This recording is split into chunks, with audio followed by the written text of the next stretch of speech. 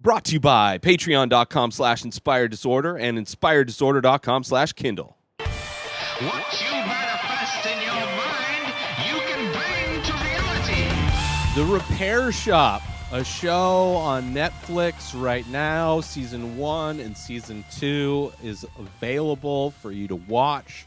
It is a show. There's a lot of shows like this. There's like it's a restoration show, but it's a show based in the UK, so it gives a completely different flavor than like the gas monkey shows that are in the US, which are, they're fine. They're fine. It's a very similar thing, but there's a different kind of patois that comes with a UK show. You get like extremely, just kind of really kind of sweet, polite people that are very cordial to one another. Of course, the accents are very fun to listen to. I enjoy them as well, but there's just kind of this aura, this kind of like coziness that comes with a UK show. And then also, because it's the UK and it's a restoration type of a show, they have completely different stuff that is being restored. A lot older stuff. Like UK old is completely different than American old. Because American old, it can still be pretty old, but generally stuff in UK, I guess the culture in the UK is just a little bit different, not quite as disposable. At least that's what the show is trying to fight against, kind of trying to fight against how disposable our culture is, and trying to bring things to life. So it's really interesting because you're seeing different stuff. You see like there's a lot of similar types of products that come in, like toys, old school toys, specifically steam powered, which I thought was crazy that they have like toys that have engines in them, steam powered engines where you have to like put like burn fuel in a little tank that heats up the steam and then can make there were like cars, there were boats, there were what else? There was a few, I think maybe just a couple different cars. There was a few different toys that way more than I thought. Way more than I thought. Once you see the first steam-powered toy, you're like, okay, that's crazy. But then it's like throughout the series, there's a handful of steam-powered toys that show up, and it's just crazy. A lot of the toys that show up are kind of crazy. Some use kind of clockwork kind of mechanics in them. There's teddy bears were a huge thing. The furniture is very interesting, very beautiful. But the restoration process of everything is amazing. Like the finished product, what they're able to do. Basically, it's like it's a show, a repair shop, which is a amazingly looking repair shop. Everything's natural, made of wood. The roof of the repair shop's like this grass roof. Like every aspect of this show makes me wish I lived in the UK. Like just it's just like such a cozy place. Everything about it felt cozy. But this repair shop, there's like a handful of specialists that do different things. Like there's two ladies that specialize in sewing and like in fixing old stuffed toys. There's a woman who's an expert at repairing paintings.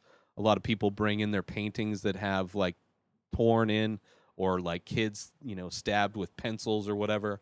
There's the woodworker guy. He is amazing. The stuff that he does with the furniture and the wood type of products that would come in that was probably the most dramatic and mind-blowing, like what he was able to do. Just amazing quality work. And then there was a lady who works on like porcelain stuff, and then a guy that was the clockmaker type of guy, and another guy who was like the record player guy, which there was a lot of turntables that showed up. Just a lot of interesting types of things, and then the people that work on them, very interesting types of people. Like I really enjoyed it. I really enjoyed it because it really shows like what it means to do things the right way, to be thorough in doing things the right way, and to make sure that you're not taking any shortcuts.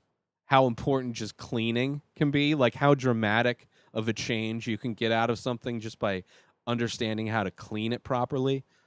Just overall, it was kind of surprising. I mean, it's a fun show that you can just kind of put on in the background.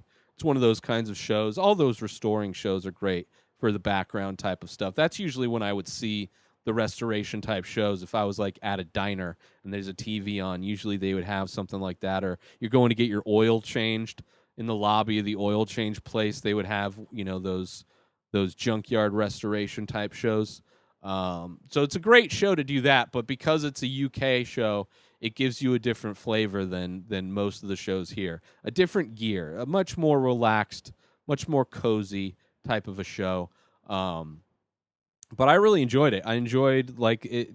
I actually liked season 2 quite a bit more than season 1. It seemed like some of the things that they repair in season 1 are kind of like, it's not as dramatic. There's a lot more dramatic kind of restorations, I think, that happen in season 2. But it's just like every time they would unveil something that was like just brought in and just destroyed to make it look brand new again. It's amazing. I really enjoyed it. It took my breath away.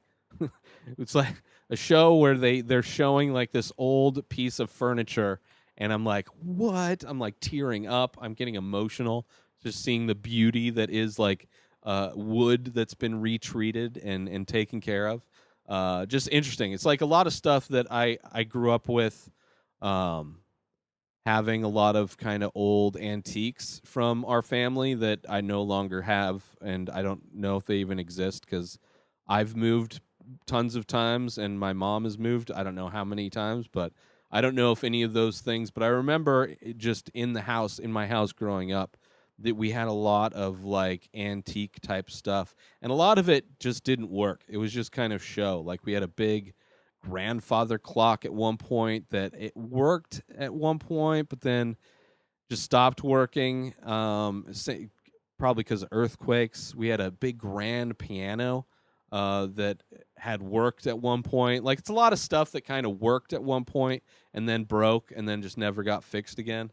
But it's really cool. It's really cool to see just how they're able to restore and rehabilitate different things, and just how much just cleaning something can fix a thing. One of the coolest things they did, it was a Christmas special, which I really enjoyed. The Christmas special, the end of season 1. There's this, it looked like giant saw wheels, but it was a music box, but it was like gigantic. And the music was played like there was these giant metal discs, like these metal discs that would be, I don't know, like 3 times the size of a vinyl disc, like large, like 2-3 feet across, and they have like these little pinprick like kind of things sticking out, and you would put it vertically in this gigantic player thing. It almost looked like a record player, and it would spin it around, and depending on which disc you put in, it would play a different song. So it was like a music box. Like the music was Music Box X, where it's like the things, plick the little instrument, whatever I don't know what that thing is called in a music box that makes the sounds. But it was like you can change what the music box played. It was giant too, but they played like music or Christmas music, which is interesting. It was like the craziest thing I've ever seen.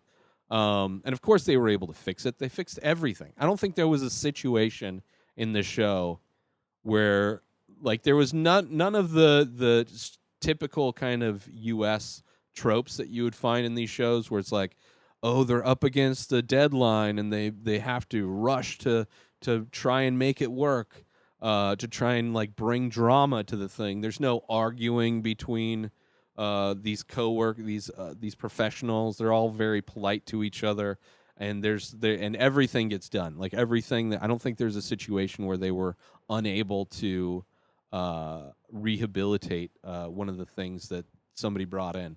But really kind of just a heartwarming show, a fun show, a good show. Just like if you're looking for something to kind of unplug, put on in the background, kind of distract you from all the crap that's going on in the world, and feel better about life in some way, I would highly recommend watching The Repair Shop. It's I hope they do more seasons. I really enjoy kind of the people that are part of the shop, all the professionals and what they do, and it would be cool to see them repair other stuff. It's a really fun show that I enjoyed, and you might too. So check it out, season 1 and 2 on Netflix now, The Repair Shop. Make sure you support this show by signing up for our Patreon over at patreon.com/inspireddisorder. That's where you can binge the full week of The Ray Taylor Show without any ads. You can also save a ton of money with a coupon code for all of my paintings that I sell, and you can download the raw Photoshop files for all the Photoshops I do. It's only $3 a month, so sign up now over at patreon.com/inspireddisorder and get all those benefits and help me out at the same time. Make sure you sign up for Kindle Unlimited. Go through my link, inspireddisorder.com/Kindle. That's unlimited reading and listening through all of your devices when you sign up now for Kindle Unlimited. Go through my link, inspireddisorder.com/Kindle, and get your free trial now. New episodes of The Ray Taylor Show come out every single day. Subscribe on IGTV, YouTube, and everywhere else podcasts are found. Binge the full week ad-free over at patreon.com/inspireddisorder. Buy Ray Taylor Show merch over at inspireddisorder.com, and follow the show on Instagram at Ray Taylor Show. Have a wonderful day, everybody. Peace out!